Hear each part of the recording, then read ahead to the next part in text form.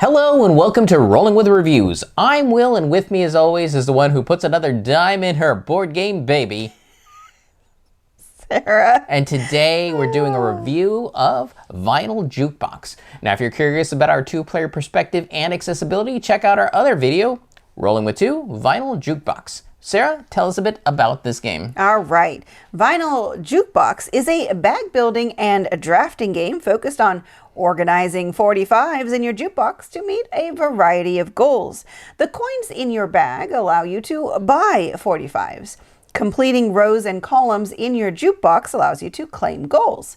Whoever fills their jukebox first will trigger the end of the game, and then the player with the most points at the end of the round wins. Okay, Will, so why did we get this? So we were interested in the sound of vinyl, the big game. Right. And when we saw this being in like a two-player, more compact, we thought, okay, that might give us the experience we hear about, because we weren't interested in getting another big game. Yeah. So we were hoping that this would solve that problem. Yep, exactly. So what do we like about this?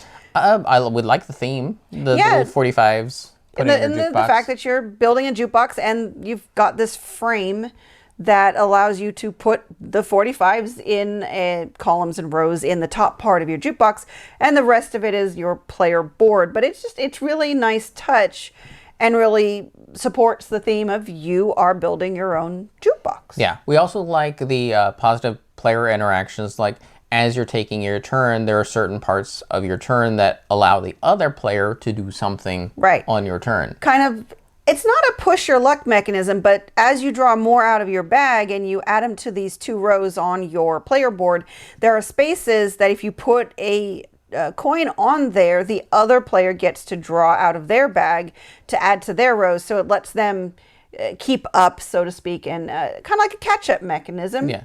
Well, it gives them a little bit of information so they can plan their turn a little bit better. And that was a nice thing to add in, where if you play a certain way, I can definitely see this is where there might be some additional strategy to the game. Yeah. So it was nice to see that. And also when you take a goal, the first time you take a goal, there's a coin on there. It's a bonus coin, but it's not for you. It's for the other player. That's the catch-up mechanism I was thinking of. Is that, yes, you just got points, the other player didn't, but they get a special coin that's now got two... Is it two genres on it or something? It was that particular genre. Oh, it was just that particular genre. Yeah. Okay. So, but it now gives you an extra instance of that genre so that you, the other player can try to catch up with it. Right. Or let's say you didn't do very well and you had to do essentially what is like a refresh action. You can also get these bonus tokens that give you a particular genre and a year. Right. That can actually serve multiple purposes, because whenever you're buying a record, you need to cover three costs, whether it's an A-side or a B-side, its particular year, and its particular genre. Right. Exactly. I think that covers about what we like for the game. So what we don't like. The instructions. Oh, the rules.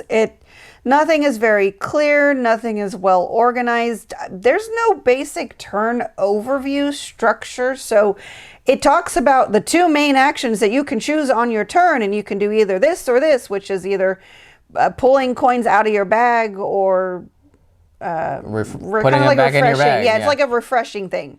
And then after that, it says, then you can buy, but there's certain things that if you do them during like refreshing, you can't buy. So like it's very specific. Well, it said you end your turn. You end your turn. And like, does that mean I can't buy? Yeah. Because this thing says now I buy. Right. But when is that What? Yeah, there was a lot that was not clear. Like they had some specificity of when you couldn't do something, like, oh, this ends your turn.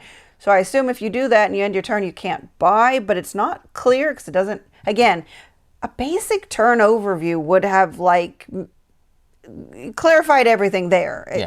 That was really the problem. And there was one answer that we sussed out simply by the fact, like, well, can I buy multiple records in a turn? Yeah. And she's like, there's nothing saying, oh, in the example, it shows two spaces being filled from the records, so yes? Yeah, we kind of just had to deduce. And then it just felt like there were times we were like filling in the blanks from our own general board gaming, game designing knowledge, just to be like, well, this is what we would do in this instance. Yeah, and based on the wording here, this is ideally when it should happen and what should happen. And then there are grammatical issues. The one side of the box says 2 to 5 players, and I'm like, no, this is a 2-player game. It's just, it leaves a lot to be desired for what should be a very light It can experience. be 5 players if 2 people are playing and 3 people are judging you. I guess so. Also, we had issues with the genres because with Will's vision disability, I have to describe to him and tell him what's out there. The rulebook never identifies the genres, and they are not obvious to someone who we like music, but we don't know all the genres of music, especially not from the 40s, 50s, and 60s. So like Elvis guy was probably rock and roll, and the guitar looked very country. But then there was this orange-haired lady, I think it was a lady, and this guy wearing a fedora, and this guy playing a horn. The horn might be jazz, but what about the fedora guy? Crooners? And that's like Will doing Maybe. research. Will had to go out and do research on different genres of music from the 40s, 50s, and 60s. So it would have been nice for just like general knowledge, but also for those who need a language to discuss.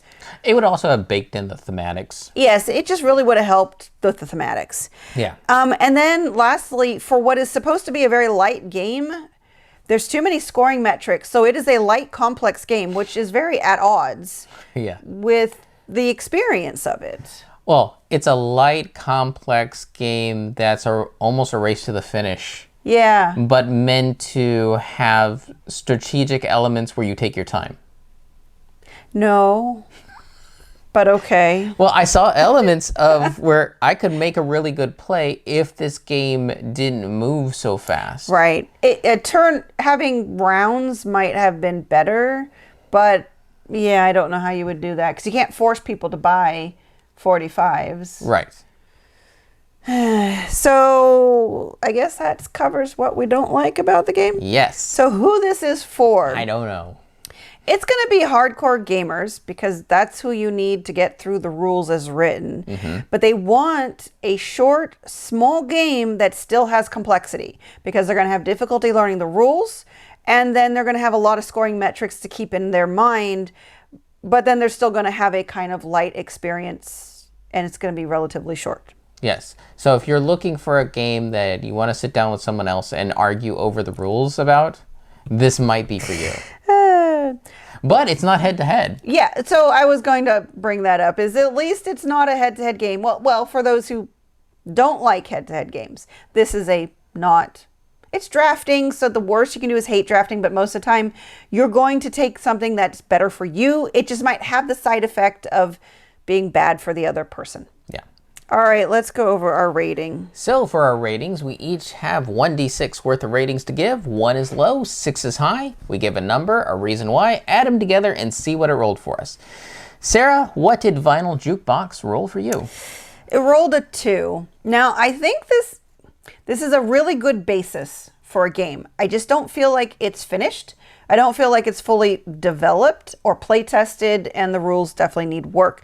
But I really do like the concept of the positive player interaction, although it felt like, I don't know, it felt like sometimes it wasn't really impactful. Like I like the concept of it, but I didn't feel like it always really made a difference kind of thing. I don't know.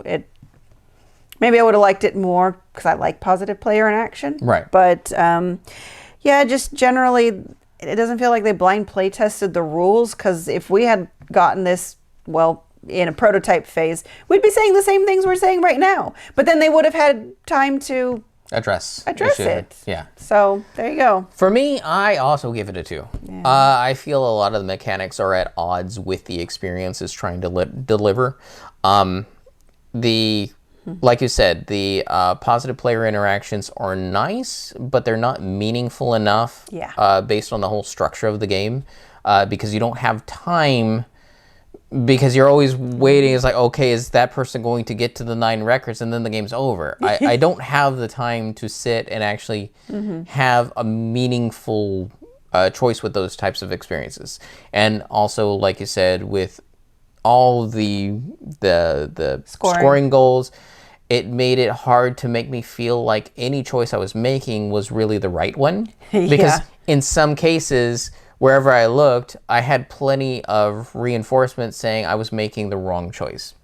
Yeah, you just kind of do things and hope you get points for it. Yes. Like really, every time it comes around to making a choice and you're looking at your scoring opportunities, it's sure you're trying to go for what's best, but oftentimes it's just also what seems easiest. And that doesn't feel very strategically engaging. Right, which is, it seems like one of the design goals was to make it strategically engaging. But otherwise, it feels more like a reaction. It's like, oh, this is an option.